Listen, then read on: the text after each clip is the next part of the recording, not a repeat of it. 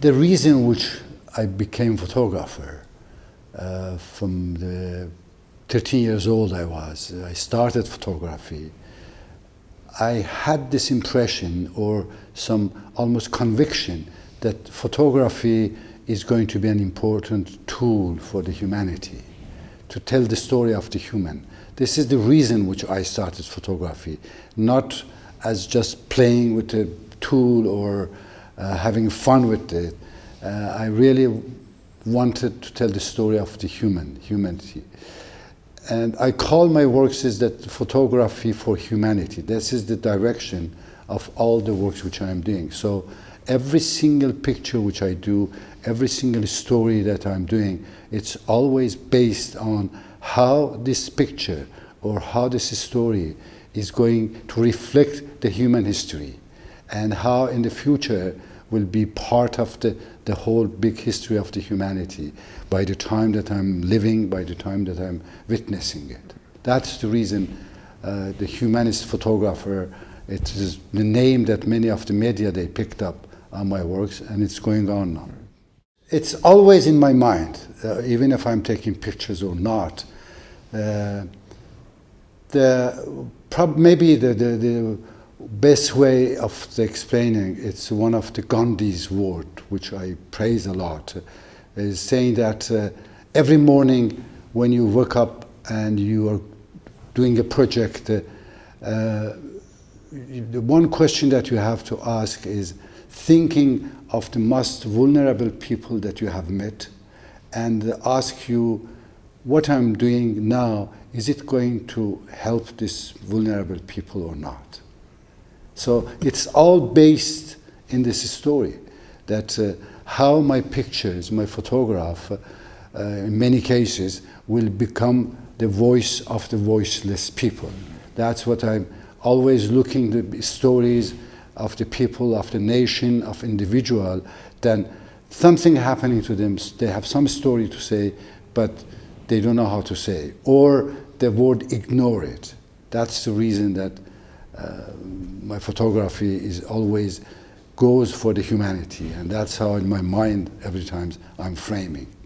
If I had to make money, I will stay in Paris in my beautiful house, and every day I will just go to take few pictures for advertising or fashion, and I will get 10 times more than money which I'm getting through what I'm doing now.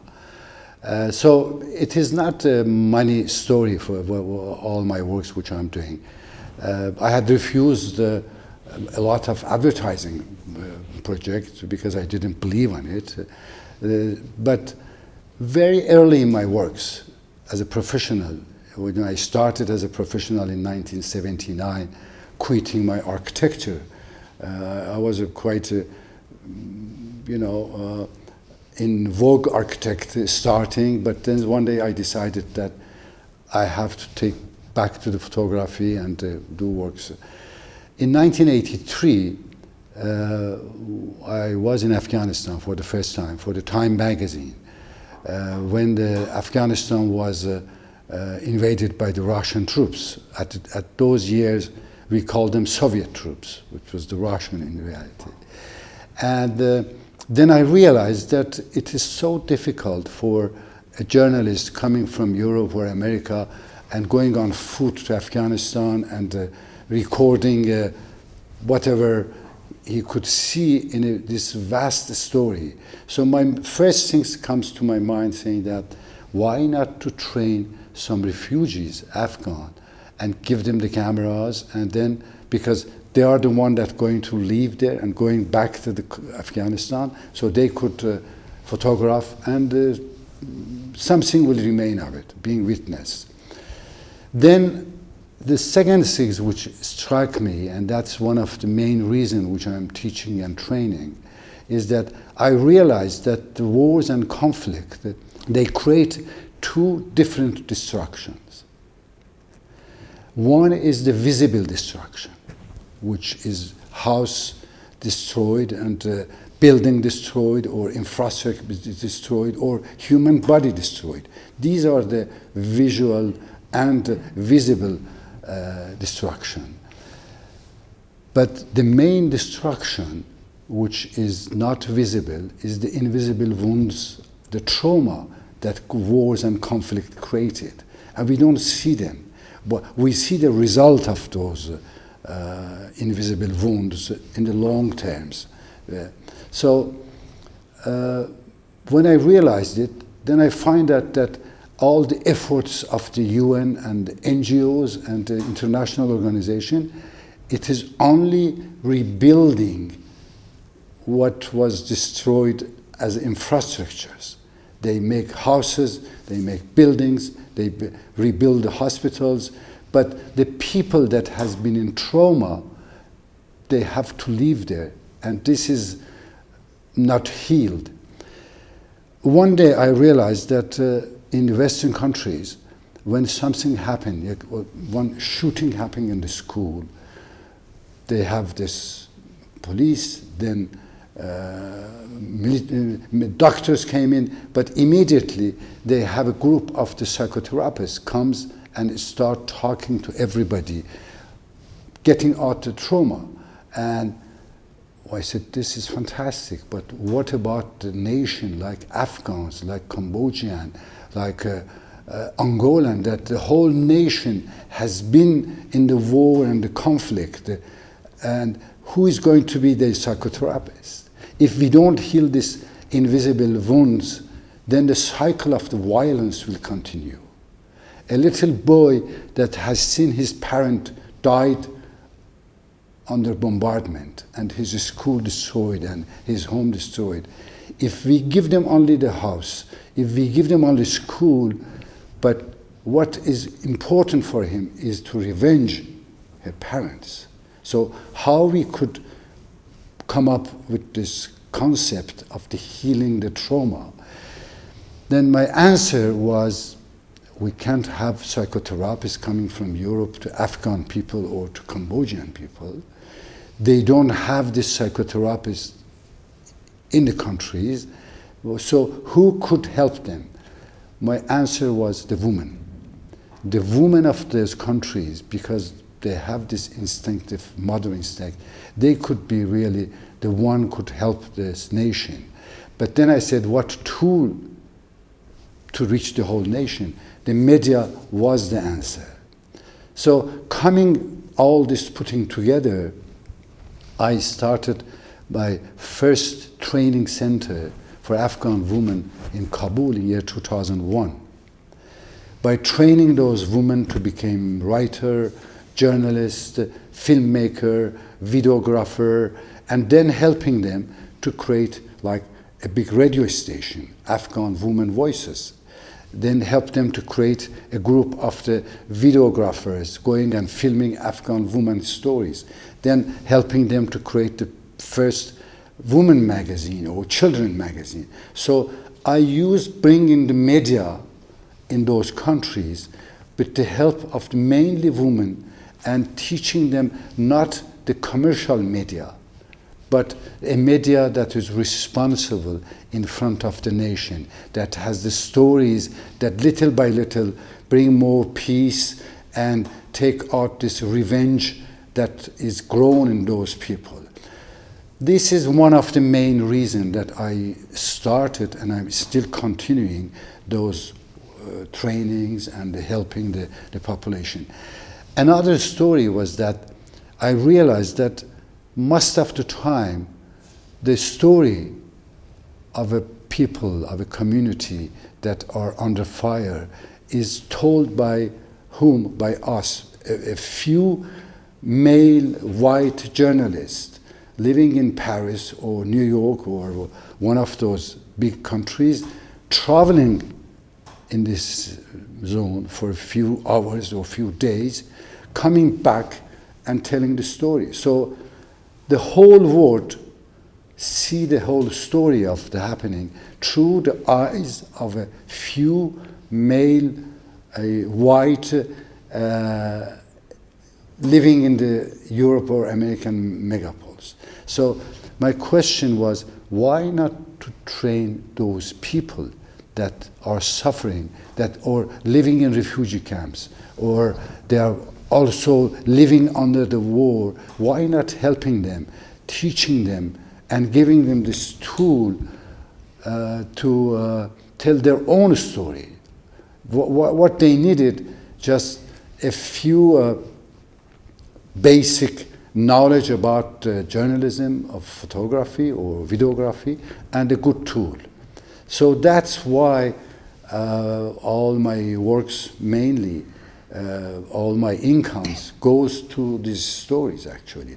And if I look back now in the almost 41 years that I started these trainings in 1983 till now, I may have a couple of thousand students in maybe 30, 40 countries in the world.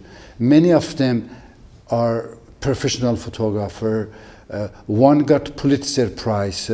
One girl got nominated to Emmy Awards, and a lot of other prizes that they got, and they are still getting it. But the most important thing for me is when the Taliban take over of Afghanistan, nobody was thinking that Afghan women could come on the street and demonstrate against Taliban, and it's happened. Over the years, it was the Afghan women, and when I looked to those women, they were, many of them, part of our students. They were many of them, they were one that brought up in the media that I launched it or I created. So the seeds of the knowledge, the seeds of the resistance has gone through those trainings, and that's why I keep continuing this. I just came from Cameroon now, and I have 10 students that I'm teaching them for 6 months, and they are going to have the first exhibition in Paris in June, which is called Cameroon Through the Cameroon's Eyes. That's the reason which I'm doing this Reza Visual Academy that does it. I should tell it in two different directions. The first direction is the human story. It started with my mother thinking to me when I was a child. This is this is my mother language. This is where I brought up. This is the culture that I was bringing up. But as a second direction, which is professional, actually, let me explain a little more in the first direction. The first one is coming through when you are a baby and your mother wants to, what you call this, lullaby? Lullaby. Lullaby, yes. So now, the first reason is the lullaby of my mother, which was in Azerbaijan language. Then when I grew up in the same language, the same culture in Iran, which was forbidden to speak Azerbaijani language, which was forbidden to talk to the people in Azerbaijani language. So all of them, they created a kind of envy on me that I wanted to know more about it. Then when Islamic Republic take over in Iran, and because of my photograph for Newsweek, which I was doing, and after revolution I was working mainly for Newsweek and the French SIPA press agency, which was distributing my works over more than 20,000 magazines and newspapers all around the world. They were getting my stories. And I was probably one of the first journalists start showing to the world the devil face of the Islamic Republic. So very soon I had to quit, save my life from Iran. Exile being in Paris. So living in exile, you wanted somehow to return back to your roots, find your roots. And I find that in two countries, Azerbaijan and Afghanistan, the two roots that I was grown up, which is Azerbaijani language and the Persian culture in Afghanistan. So these two countries somehow played an important role for me to resourcing, going back to my sources. But professionally, it's totally different. Professionally, what I'm doing in Azerbaijan, I have done in many other countries, which is when I find out that something's happening in a country and the people suffering and they don't have a voice to the world, which they are under pressure, they are suffering, but their story is not known to the world. The Azerbaijan history over the 30 years was the same. These people, they have been under two main suffering and I would say injustice. The first injustice was they lost their lands, they lost their lives, they became IDPs, they became refugees. This was a real, happening in part of the world. But the second that was even more important is that this story was told totally wrong way in the Western countries. That in the Western countries, it was Azerbaijani that were always portrayed being aggressive. That they were Azerbaijani that were always portrayed doing wrong to the Armenian. And this was the main professional reason that I concentrate my works on this story of the Azerbaijan, mainly Karabakh, showing to the world that what they are getting information is a disinformation. They are under pressure of some lobbying in US and especially in France that tell the wrong story to them. So for somehow because I think that French nation, French people, they are hostage of disinformation by Armenian lobby. That's why I'm more concentrating on telling the story from this side. So two different reasons. One is personal, which the reason I told you, but the second is professional. And doing this professional works, I remain very, very attentive to be professional and tell the story as a journalist and not being an Azerbaijani or, looking different way. Actually, the first times I came in Azerbaijan was in 1987, which was still the Soviet time. Country was closed. And when the Gorbachev started his opening program in the Soviet Union, the Azerbaijanis, they said, okay, can we invite some artists from abroad to bring to Baku? And they got permission. So they came to Paris, some of them. I said, we would like to invite you to come to Azerbaijan, which was fantastic for me. I loved it. And I came here, I met a lot of high-level intellectual. Bakhtiar Wahabzadeh, he was famous writer, Fikrat Goja, Farhad Khalilov, many of those famous artists. So it became a connection with the artists and intellectual here for me. Then I went back to Paris and doing my regular other works in the other countries. One day, which was 21st January 1990, I was in Paris, and I got a call from an Azerbaijani who was working in the Soviet embassy of UNESCO in Paris. He told me, Reza, can I meet you? And I said, of course. What is the subject?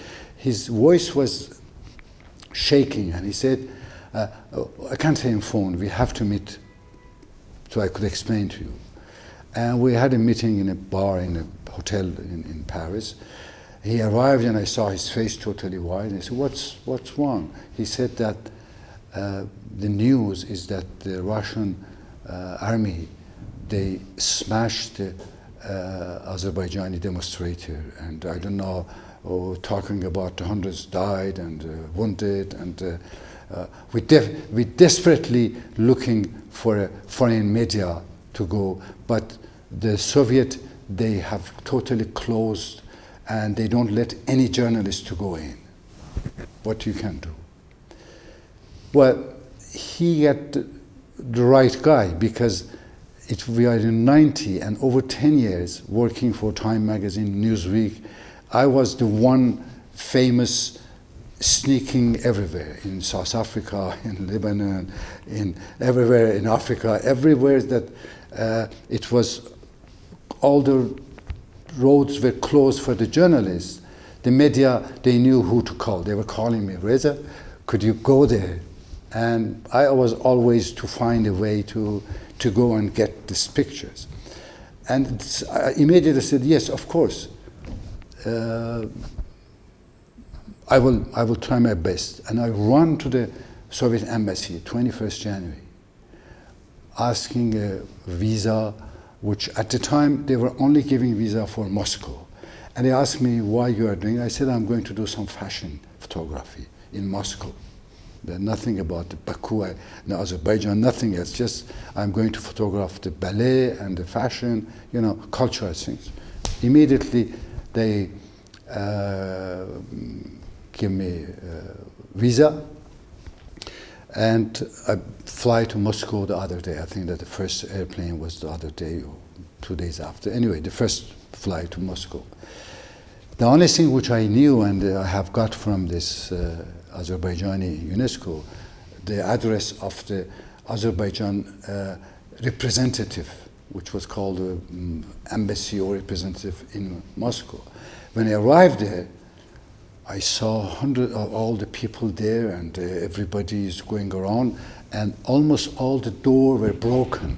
They said that last night, the KGB people, they came and they smashed all the doors and they take a lot of documents and papers. So people, they were really, desperate. And I met some of them that looks like they are the, head of the group or important people. And we discussed saying that how it's possible to go to Moscow, to Baku. How it's possible to go to Baku? I said, well, no way. I mean, because if you want to go by airplane, you need a visa to buy the tickets, and there's a lot of control, especially for Baku. It's all controlled by special forces of KGB, and it is not possible. I said, what about the road? He said, the road is almost, because you have also to cross some checkpoint, and it takes like a week, I don't know, to reach the, and what else? Train. And they said, yes, there's 2 trains. One is an express train, which takes less than 24 hours, but it looks like an airplane. You have to go buy a ticket with the visa and passport. The other one is a train which goes slowly and it stops almost in a small villages or whatever, and you don't need to have a visa. We could buy ticket in other names and it. I was accompanied with a Turkish friend and also a French Azerbaijani lady that she was speaking Azerbaijani and Russian very well, and French. She was a researcher. And my Turkish friend, he was going to have a small camera to film the whole things. So we start thinking about the scenario, how to take the ticket and how to go to Baku, all of us. These were the obstacles. One of the obstacles was that we were in a hotel which was called the Russia Hotel, which was the biggest hotel in Moscow, like 4,000 rooms, and all the foreigners and media, they have to be there. So we had a room there. Those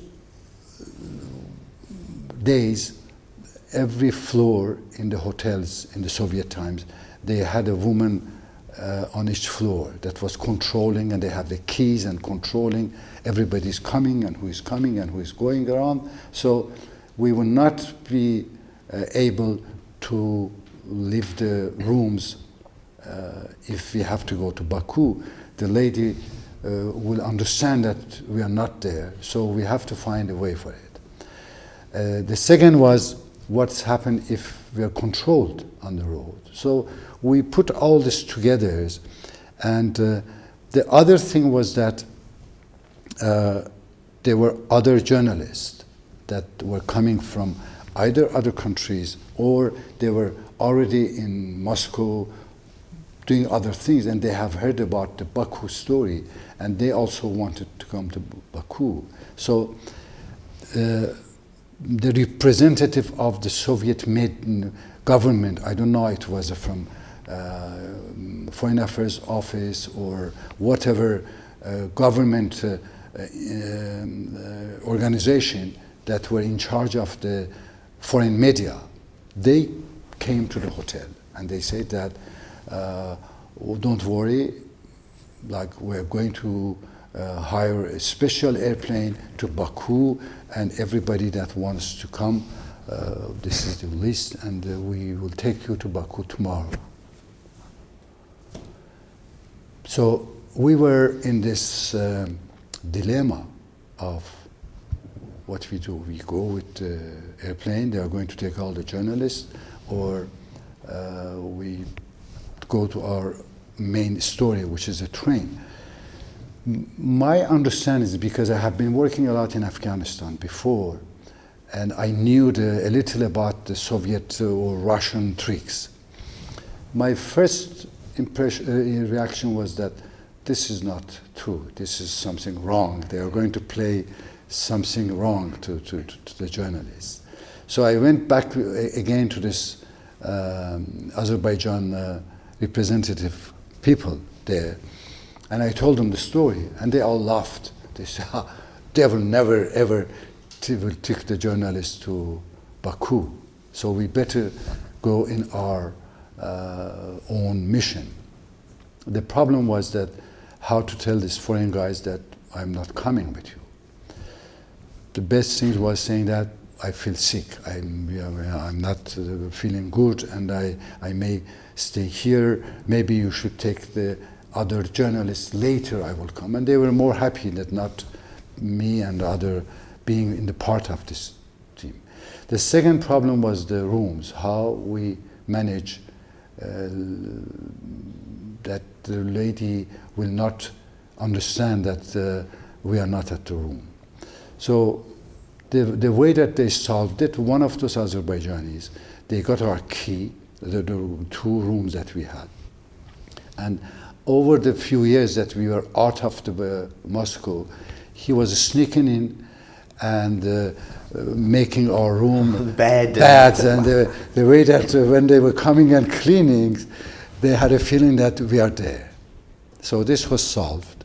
Then we take the train, and when we were taking the train, I saw these Azerbaijanis coming with a very heavy box in the train, cartoon box. And we had a small bag, one camera bag, one small, just one, a little personal bag.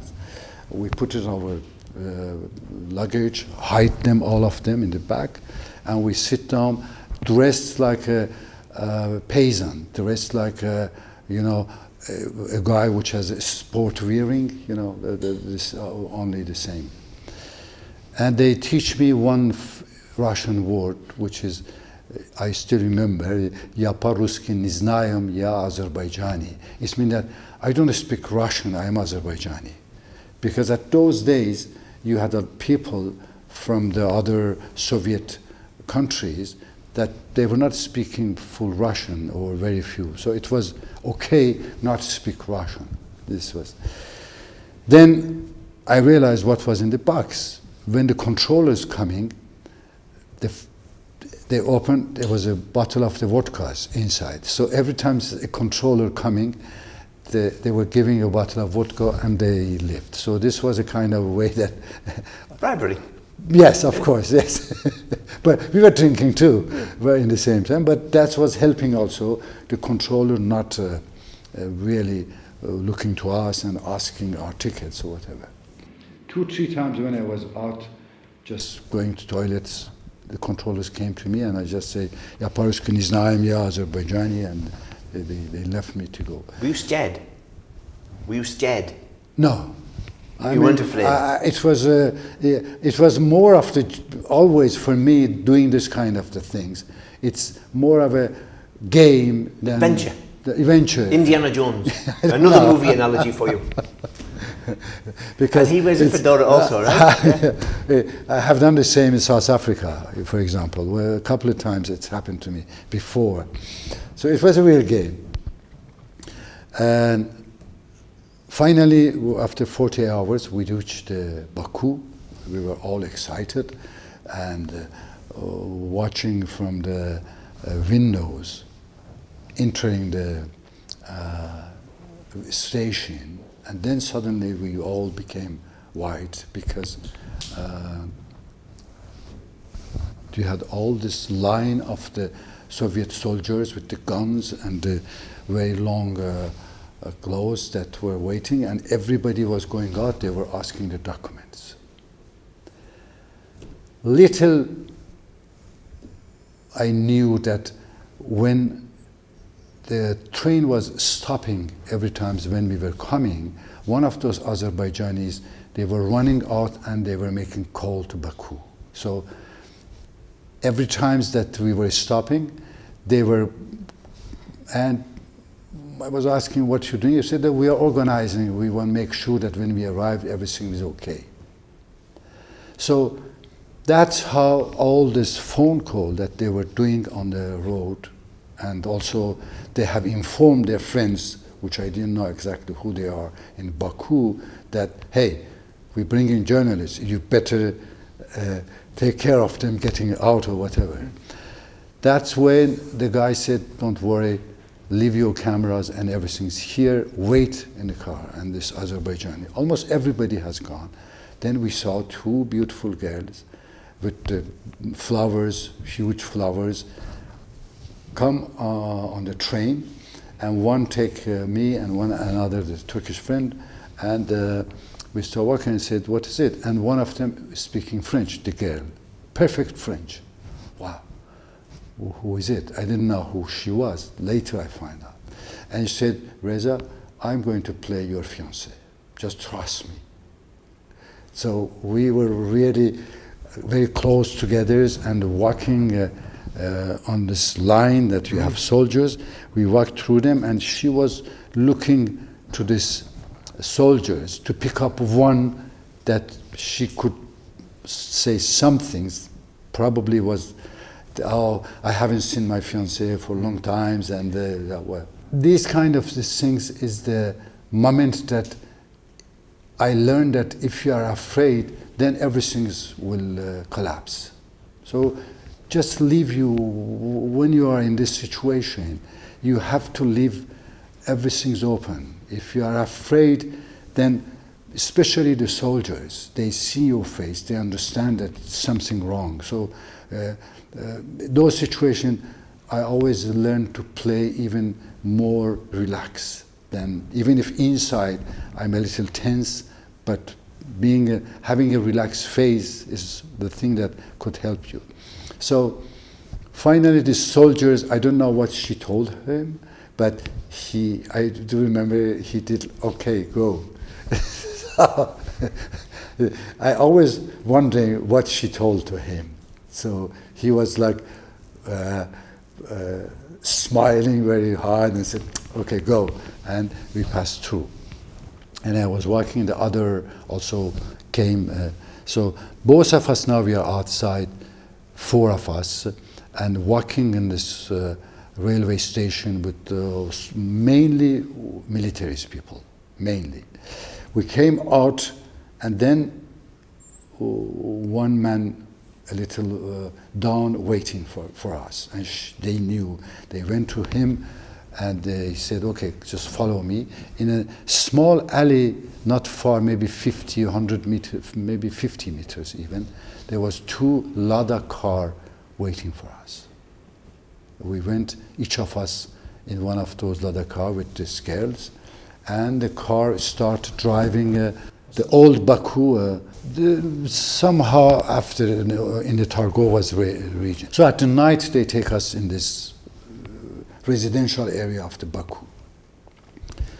We entered a room, wow, and then we saw like 5, 6 people, quite high-ranking, maybe diplomats, maybe.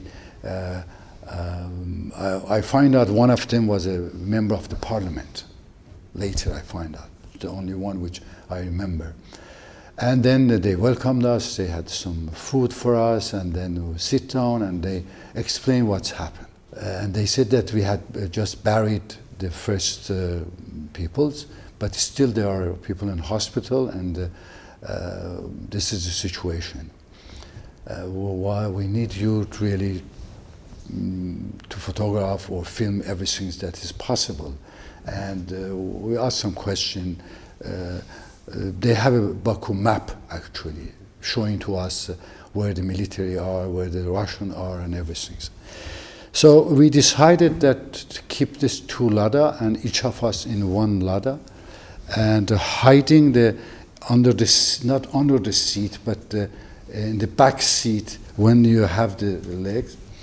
So 1 people sitting in the back, and we were under it, and he had a like blanket over us with my camera on, 1 camera on it. We were dying, and then they were going. We didn't know where to go, and suddenly the car was stopped, and they were saying, "Mr. Reza, be ready, something in front." And then they knew that they were making sure that nobody would see, and I was coming out of the blanket. Yes, there is a tank over there, and take pictures of tank, and then going down. There's soldiers over there, take pictures of soldiers. It goes on for almost the whole day, couple of places. We came back to the same home, and they say that it's dangerous to stay at the home. We managed to get you fake documents, so we booked the rooms for you in this big hotel, which was called the Fairmont Hotels now. There was a Soviet time, there was another big hotel. In Tourist? No, in Tourist. Just where the Fairmont are, there was a big hotel there. So they take us in this hotel with the rooms and the other names for whatever is it. But every day we were coming out, the ladder was waiting for us, and we had a plan saying that where we go. There was one place which I asked to go, but was the morgue, because they were telling me that there was a lot of people in the morgue, but how to go there? One of them, this Azerbaijani, and me, we played together, and a little crying that we lost a family member, we are looking for family members. We came in, and they have a lot of, a table with hundreds of the portraits of the dead people, and they were looking for it. And once I realized that it's possible to take 1 or 2 pictures. That was the only time that I got the pictures of those portraits of the people around it, which was, for me, was fantastic. You know, we were going 1 by 1, getting pictures. Then there was a place which we passed through many times. And it was an alley outside almost Baku, and there was a lot of almost the Russian military base. We had a lot of tanks, army personnel, and the military all around. So it was impossible to take pictures from ground, from the street. And I said, what about the building over there? Could you find someone that you know that is possible to go at his home, and we overlooking it? So one of them, they went down, and we keep by the car going, and a couple of almost. And finally, when he arrived, he said yes, he found an apartment that we go up. And we went up the apartment. There was a lady house who was at the home. She knew about what we were going to do, take pictures. She was afraid that if the soldiers say they will shoot us, because that's what they were doing it. And I locked, and I said, yes, this is quite dangerous. I can't even go with the camera to take pictures because they may see. And then I come up with the idea. I said to lady, the windows are very dirty. Would you mind to clean them? So she was, you know, for an Azerbaijani lady at home, but you say that the windows is dirty, she became quite almost angry. She take back everything and she start cleaning, and this was what I wanted. So I hide myself in the back of her when she was cleaning, and with my cameras I got the pictures of the whole tanks that standing there, and I thanks her for cleaning the windows, and that's how I got the pictures of the tanks on the street. Then it was the hospital, because they told me that there's a lot of wounded people in the hospital, and the surgeons, and they're working on it. We passed through. I said, let's go just to see from the car a little, and we passed it. The door was kept by the soldiers, not even the regular guards, but there were soldiers in front of the hospital door. We went a little, like 100 meters later, we stopped and we started talking to each other as how we could do. And my first reaction to them was, we have to find a way to attract the soldiers other places, even 5 meters. And if they gone, then we could sneak in. The two Azerbaijani guys looked to each other and said, we know how to do. So we drove back, me on the car, it was only me, not the camera, and waiting like 10 meters from the hospital.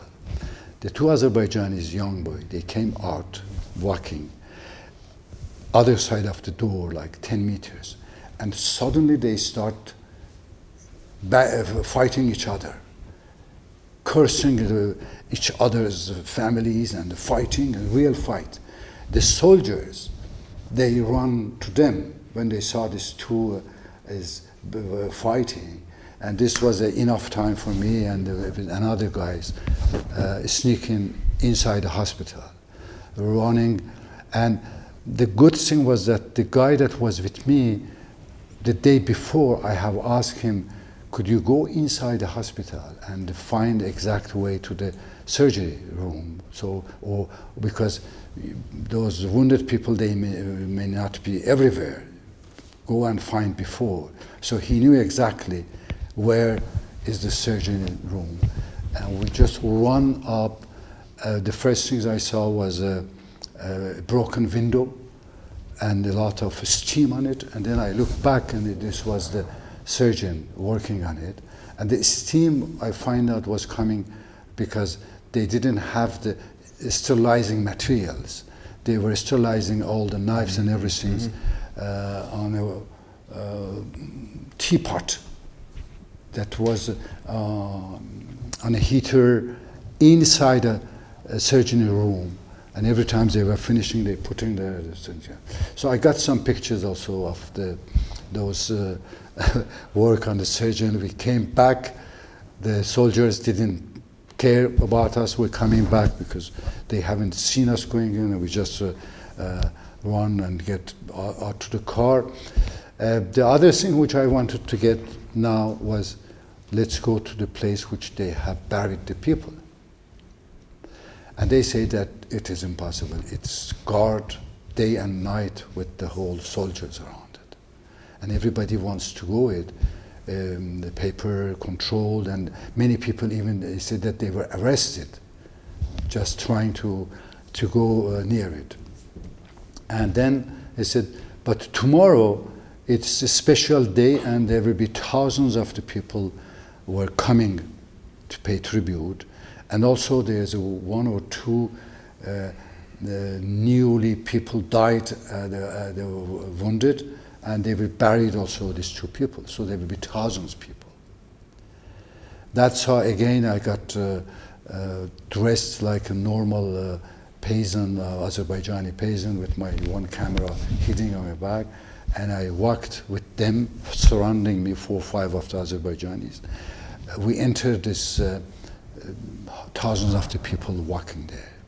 And obviously, there were probably, and 100% sure, the secret police or whatever between them, but they will not be able to come and to arrest in middle of all those thousands of people. They, people they were attacked them or whatever. But I was also taking pictures very carefully.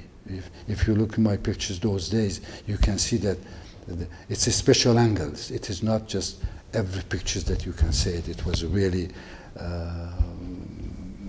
heightened cameras and getting out and taking pictures. And then, so when I got all those pictures, we thought that we got enough materials. We have to go. And I was always looking for the other journalists, because I was asking, have you seen this group of the foreign journalists? And nobody said, we haven't seen anybody. Nobody is here. So now the problem is how to get out of Baku airport. It was controlled.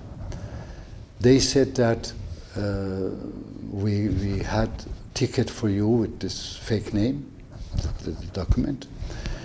And the problem was how to take out our cameras with us, because the camera, they will see that we have cameras. And so again, this scenario was you keep your cameras aside, just take your clothing, your one box of clothing, and then they show us two Russian girls was sitting in the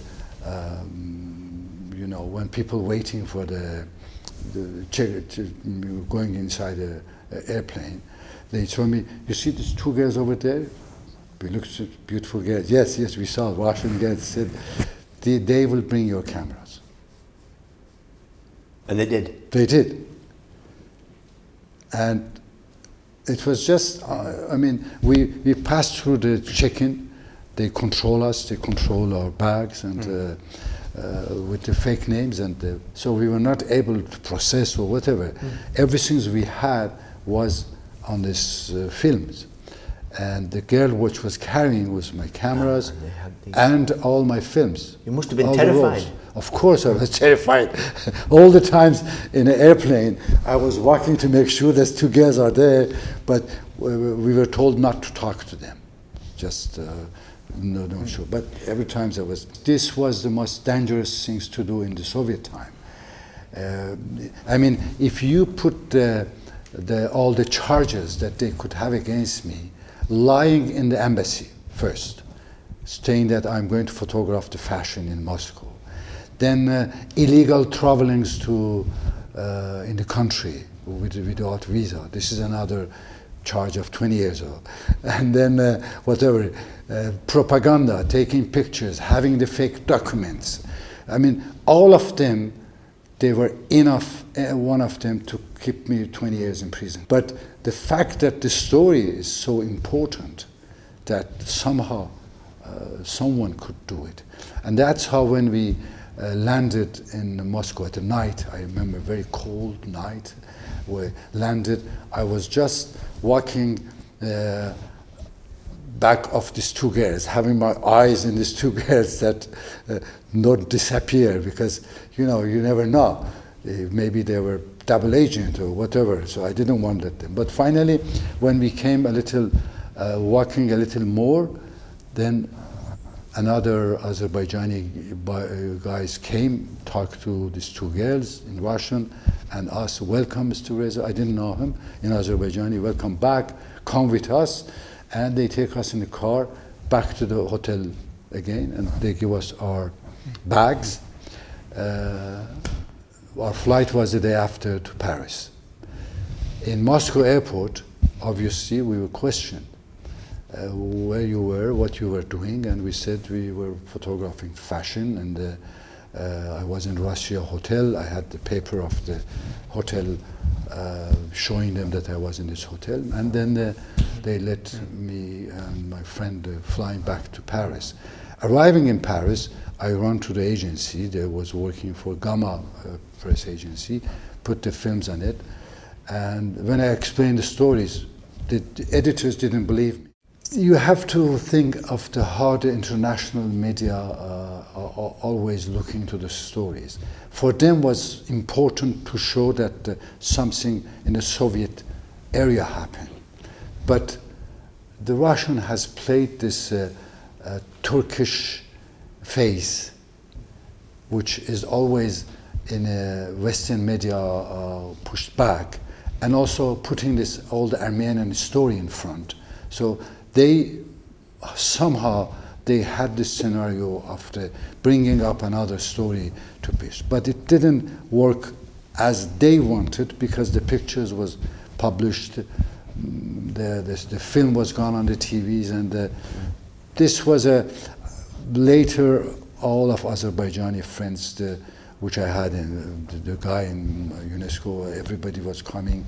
They were very grateful, saying that you are the only one that helped our voices to come out. I have been persona non grata to the Afghanistan already, but somehow this was before internet. You know, they had my name as someone which is photographing the Afghans and showing the Afghanistan all around the world. Now it's impossible. Now Google and I have been covering the wars from 1979 onward, almost every war that was happening for major world publication. I had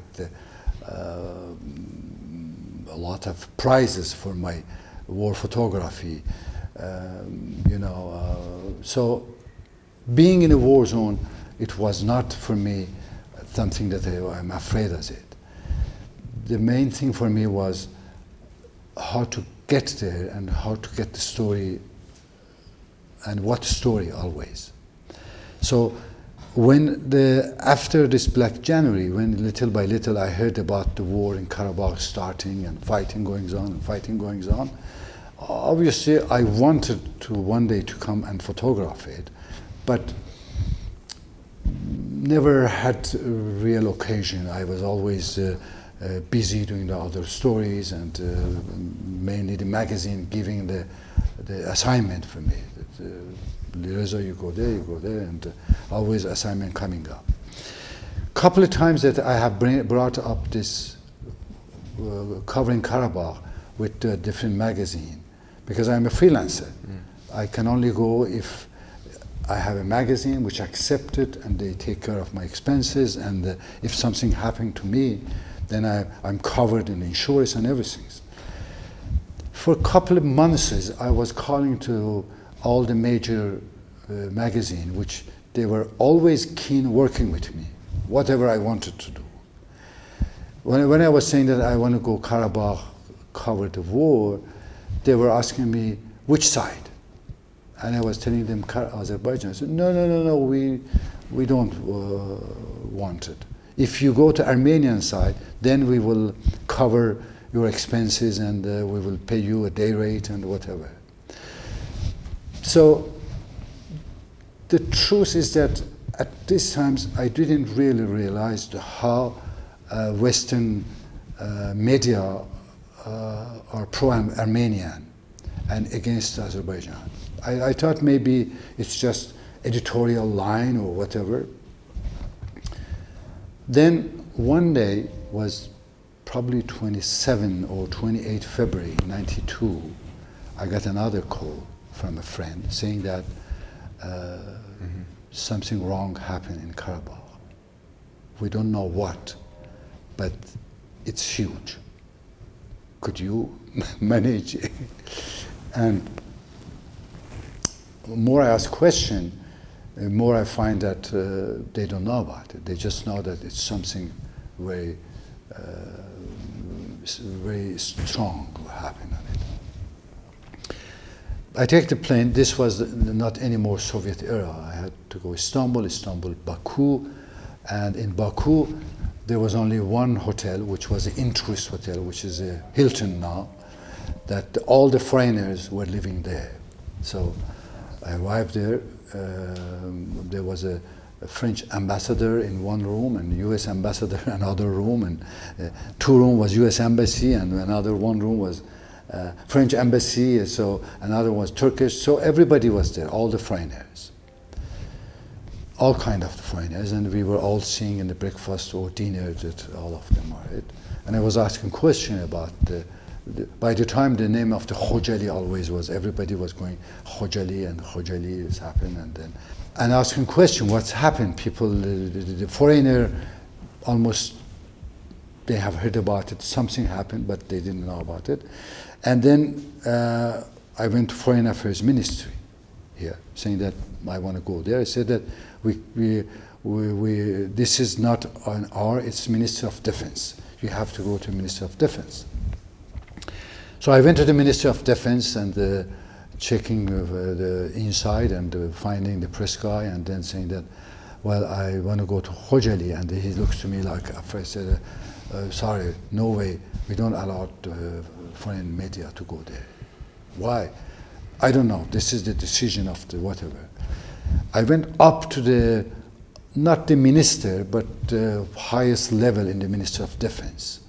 And the answer was no, we don't allow you to go to Karabakh.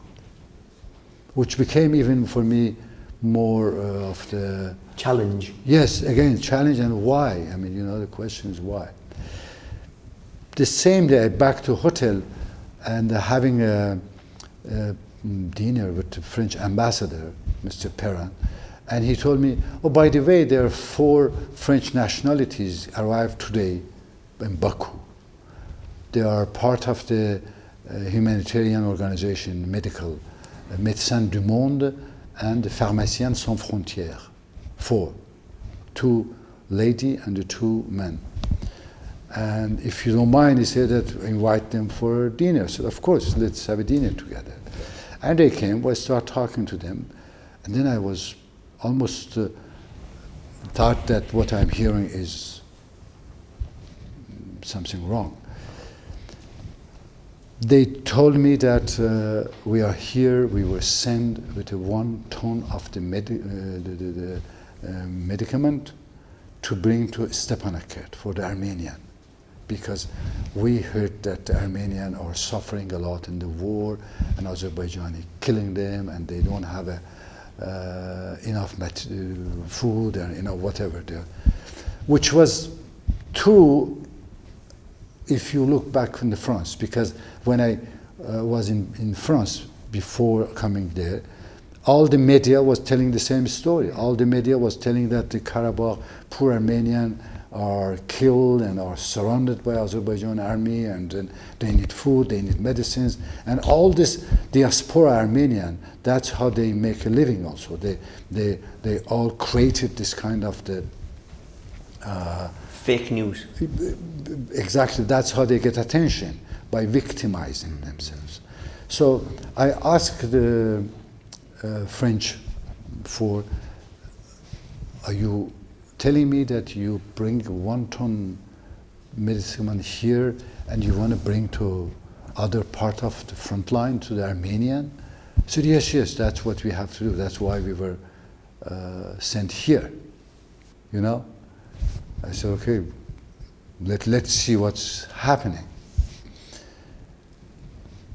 We had the same day breakfast, and what I remember that in the breakfast, I saw like 4 Iranian Revolutionary Guard, dressed normal, but the beard and the way they were talking, they were high rank of the Iranian Revolutionary Guard, which they were there. And they didn't know I'm speaking Farsi. I was with these French groups, and I was listening to them, and I heard that they're all talking about the front line, and we have to go to front line, and we have to get information. This was mainly going on in their conversation. So I got a little interested of what is going on, why they go. Cut. The French, they say that we are going to get the permission from the government to take this big truck and the medicines to Stepanakert, to Armenia. Then I said, well, if you got the permission, I could help you on the road even. They had their own interpreter, one. But I said, well, I could come with you also. And they knew who am I. They knew my name. So they have a respect on a famous photographer being there. I said, well, why you don't put my name on the delegation and we go together? A couple hours later, they said back, I said, hurrah, we got the permission and you are on it. Let's go. And we started going to the first travelings from here to, we have to reach Agdam first. We arrived Agdam late evening or night, and then they told us that the road to Stepanakert is closed. They have a trench on it. The cars cannot go there. So if you had the permission, you have to stay in Agdam, take out the material, bring it on the road, and then another car will come over there. And so it wasn't possible to go directly to Stepanakert anyway. We had to stay night there, and I think that one doctor invited us at his home. We all went stay at his home. At the time when we were there, we didn't know about it. We just arrived in Agdam because Agdam was the main road to go there. We didn't know about it. We arrived the night there, tired, and we spent the night there. The day after, while the French, they were trying to organize their trips, I went out to find out what is it. And then I saw the group of the people, and everybody, when they saw me as a photographer, they told me, come with us, come with us. And then I find myself in the back of the Agdam Mosque, hundreds of the people gathered, crying, and understand what they were talking about it. But they were not telling to me, they were just talking between them. So more I start going around and just taking a few pictures of the faces and everything, then I realized that was the moment when I was there, not in Baku, that I realized what's happening in Khojaly. At the time, then there was some militia that they came to me, who are you and whatever, and I said, I'm a photographer, and do you have permission from the Ministry of Defense? I said, no, but I'm with this French delegation. They said, we have to take you to our commander. I said, sure, let's go. But the commander was not a military, the whole group. They were volunteer people at the time. There was no military. The guy was called Alaverdi Bagirov, the commander, who was a tall guy, very nice, and I immediately feel that this is a real guy because of my experience in the other wars and everything, and the way that he was talking to the people, the way that people talking to him, and then he was commanding. Yes, he was real commanding, and he sit down and I explained everything to him. Even I told him that Ministry of Defense didn't let me in, and now I'm with these foreigners. They want to take the medicines to Stepanakert, and they have the permission to go there. He got almost mad. He said, Stepanakert, they have tons of the medicines in the hospital. I know about it. And then he said that, I was running a restaurant here in Agdam before the war. And I know all these people. I am friend with all of them. They were all coming to have the good kebab in my restaurant. So I know all this Armenian. That's why I'm in contact with them. They don't need medicines. We need the medicines. We have all these wounded people and everybody. And I said, listen, this is your story with them. I'm here to document, photograph, and then he said, okay, you are under my protection, you can do whatever you want. So I start photographing the whole people, and I saw a Red Cross car coming. I went there, and there was a guy from Switzerland. Hello, bonjour, comment ça va, Yann? He looks to me, a journalist, French, you come here, how do you come? I said, well, I got permission from commander. Oh, very good. We start talking, and then he started telling me, usually the Red Cross, they are very quiet. What I was getting little by little from him, it was showing the real, the skill of the the scoop of the tragedy, what he was telling to me. Because he was so shocked by what he'd seen. Yes, yes, himself. Somehow I managed him to have dinner with all of us, with this French. So they start talking to each other. They were also doctors and people from the pharmacy. So so they were starting getting information not from me or not from interpreter, by Red Cross guy telling to them what's happened there, and they start. I can see in their face that something wrong happening to their faces, because everything they were getting on the field, it was totally different than what we were getting in France through the media or through the organization. So the day after Alaverdi Bagirov, the commander, said me that I'm going to meet Armenian counterpart coming from Khojaly and Stepanakert, because we are dealing the exchange of the prisoners. I said, oh, you have prisoners? He said, yes, because they have taken a lot of prisoners and we took some to exchange with them. And I'm the negotiating. Later I find out that this Alaverdi saved the thousands of the people by negotiating their release. It was just unbelievable. What he did, now even all these Azerbaijanis, they know about how he was helpful to rescue thousands of them. Then he told me, well, I just want to tell you some things. When we reach the Armenian, don't speak Azerbaijani, just speak French. You are a French citizen, you are a French journalist. If you want to speak to me, just in front of them, say some word in English, but not to speak Azerbaijani. I said, okay. When we arrived there was a group of the Azerbaijani arrived. There was a trenches on the road, digging. They sit there, and the Armenian in front. They start. They have all the papers, name of the prisoners, and to be released, and the signing papers. It was so official. It was just unbelievable.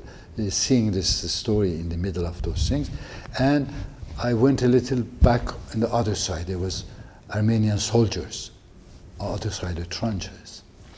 And I had at the times, I had a Polaroid camera with me, which I was using, take pictures first and giving to the people. It was making a little friend, you know. So the Armenian soldiers came to me and said, oh, something in Russian. And I said, я по-русски не знаем, я францави. Oh, French.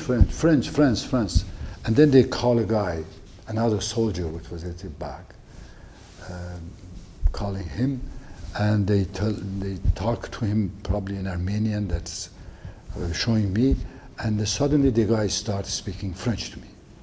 Perfect French. He didn't let me take his picture. I brought off the Polaroid.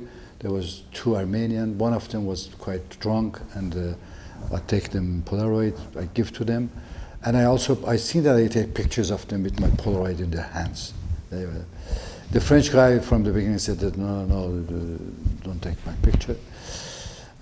He said that his name is George, which I thought is the wrong name. George, it's like just a nickname probably. But I started talking to him, and he said that we have a lot of French. I'm not alone. There's a lot of other French. They came here to fight. I said, what about other countries? They said, oh, Armenian all over are here. We are defending. I brought a little yes, we are from America, from Lebanon. I said, oh yes, I met the Armenian in Lebanon in the war in '82. They were very good snipers, the Assad guys, which is true. And he said, yes, all our snipers from Lebanon, they came here now. They're fighting, which was true, because I have met a lot of people that has got one bullet here. Myself was 3 times. They got my hat once.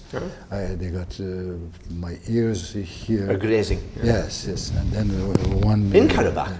In Karabakh, in the Have you still Shusha. got- This is the incredible moment when one of those soldiers, they take out a teaspoon from his pocket here, and he shows me by laughing and telling some things. And I said, look around, there's no tea, what is it? And the George, which exactly what he said that, oh, they play the game, that's what exactly the word he used, c'est un jeu, en français, c'est un jeu. I will tell in French, quand il trouve des Azerbaïdjanais, il crève l'œil. When he find an Azerbaijani, he take out the eyes with this teaspoon. This is what I hear, and the guy is holding a teaspoon in front of my face. For 1 second, I thought that they know I'm Azerbaijani. So this is all, as he said, is a game, and because they may have informer and people that inform in Agdam that talking to them and has told them that this guy is Azerbaijani. So I thought that, wow, I put myself in a trap. So I was looking back how I could run fast back to the trenches if some things they were coming to me, but they didn't really. And I asked again, what do you mean taking out eyes? I said, yes, you know, that's what they do. It's a game for them. It's un jeu for them. It's a game for them. Which was first times in all wars I was hearing about it. Then it recalled me when I was hearing from the survivors that saying that the Armenian mutilating the faces and the eyes, but you know, so this all start putting dots in my head. It was at this moment that we saw the cars of the prisoners came, and both sides, and then I went to take pictures inside each car of the Armenian and then Azerbaijanis coming from the other side. And when the Azerbaijanis came out of the car, then I realized that this poor guy, they have been in such a terrible situation that two of them, they were not able even to walk. The people, they have to carry them. They were young, some of them, but they have been in a really tough situation. You can see in their faces. And one of them, two of them actually, they were so shocked that they were just crying and no word. One of them, later when they bring them back to Agdam, where the family was waiting for them, his mothers ran to him, calling him, oh, my son. The son didn't even look to the mother. He was just crying and just walking like a zombie. You know, this was just the scene which is I have seen and I photographed them. Yeah, I have those pictures. We may find someday those people. What is it? I have thought a lot about this problem or this question that because I have seen like military people or even humanitarian people that after 2-3 wars they have totally broken, and the way which I think that I still am able to go in these places and to see those people and to talk to those people, to go to the war zone, is first of all this inner peace which I got of knowing the impact of being witness in the history of the humanity. This is so important, that give you an inner peace that you see, okay, this is very difficult, this is very dangerous, I'm wounded, I may be, but as a witness, the world and the history of humanity need those pictures, because one day all of those pictures will talk what's happened. And if so, I have to, if I'm the only one that are able to do this, let's go for it, let's do it, you know, don't think about it. I keep, yes, I do sport and yoga and all kinds of things that could help me to, you know, running under the bullet when you are 72 years old, you need to be able to do it. Looking back now, what he has done, I'm always, I regret not photographing him more than what I did. I really regret not spending more time with him, because every time I think about his action and his words, he's one of those historical people that in the history of each nation, they come very rare, and they are founder. They are founding something new. They are turning a page in the history of a nation. And he was one of those people, you know. One of the things which I have never told about it is that was in '97 when in some event few people they were there, and we had a meetings, and he saw me and he said, "Oh, how are you, Reza? Thank you very much for what you do for Azerbaijan." And then he looks to me and he said, "What can I do for you?" And I looked to him and I said, "Mr. President, this is the question that I was going to ask to you. I'm here to serve these people in Azerbaijan with my work. You have to tell me, what can I do for you and for the country?" Believe me, it was the first time I saw he got tear in his eyes, and he put his hand on my shoulder and he looks at me and said, "If I had 10 people like you, I will make a paradise this country." Then he laughed. He said, "Oh," he was always joking. He said, "Oh, I was thinking that you are going to ask also for a house like everybody else." So, and I said, "President, I have a house in Paris. My home is there." So this was some things that I understand how he was knowing what I'm doing, and the way that he asked me, he very close that what can I do for you? It meant that it was meaning for him to do something, and I said no. During the Khojali, I even didn't think about it, because still the fighting was going on. Still the fighting was going on. I stayed more than a month on the front line after Khojali, traveling all around and reaching Shusha, and being the last witness of the Shusha when I came out few weeks after, or week after Shusha was taken. I get deeply convinced that those people will get back their lands when I met a refugee, an IDP from Fuzuli. The story he told me that the Armenian, they came and to say us that we open the road and you take everything you want and you go out. We don't bother you. Then he said that at the time we didn't know that this is a trap, because everybody was going to take their most valuable belonging, right? So we take everybody like the most valuable belonging, and they have put the buses, Armenian. We went on the buses. We came out of the Fuzuli, and a couple of 100 meters later, there was a checkpoint, and they stopped the bus and they asked everybody to come out and put the women's side and the men's side, and they said to the men, "Empty your pockets.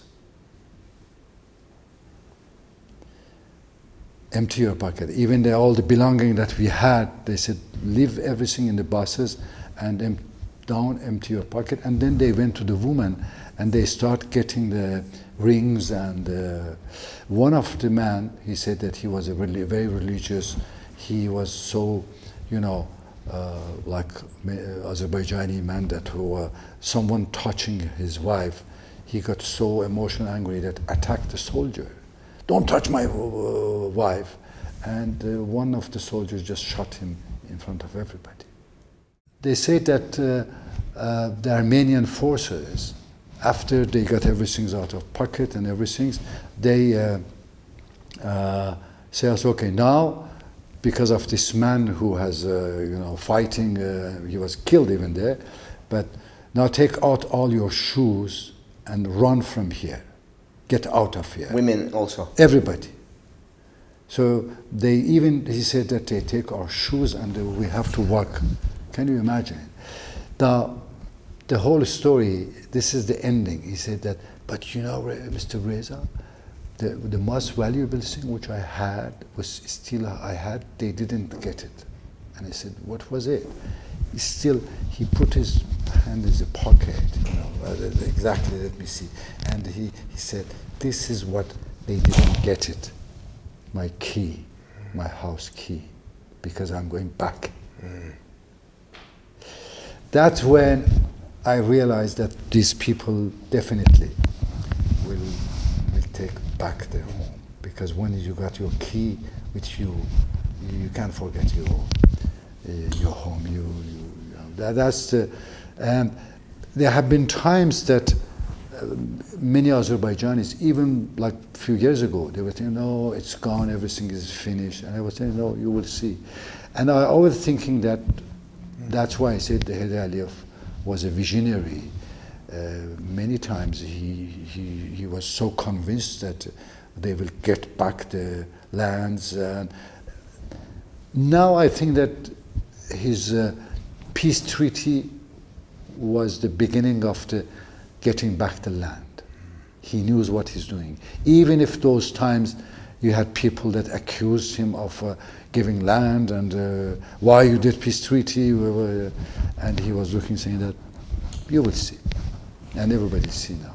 Do you know what the most incredible thing is? The day Fizuli was liberated, I went there. On the road, there were 2 buses. When I say buses, the skeleton of the buses with the trees coming out and everything, I photographed them. Because I don't know if they're the same buses. Those might be the buses. I don't know, yeah. But maybe. But the most incredible thing is, what was on the ground? Armenian soldiers' shoes. When they flee. And the whole things came in my mind saying that this is the justice. I see. That's really powerful. The Armenian soldiers' clothes, because many of them, when they were fleeing, they were getting rid of whatever they had. The uniforms. Yeah. So here I am. I'm back after 20 whatever years, after this story of the buses and everything, and I see just 200 meters after the guy has told me exactly 2 buses, skeleton. It's dramatic pictures. Yes, yeah. It's even the pictures of these buses is artwork, art piece. You will see.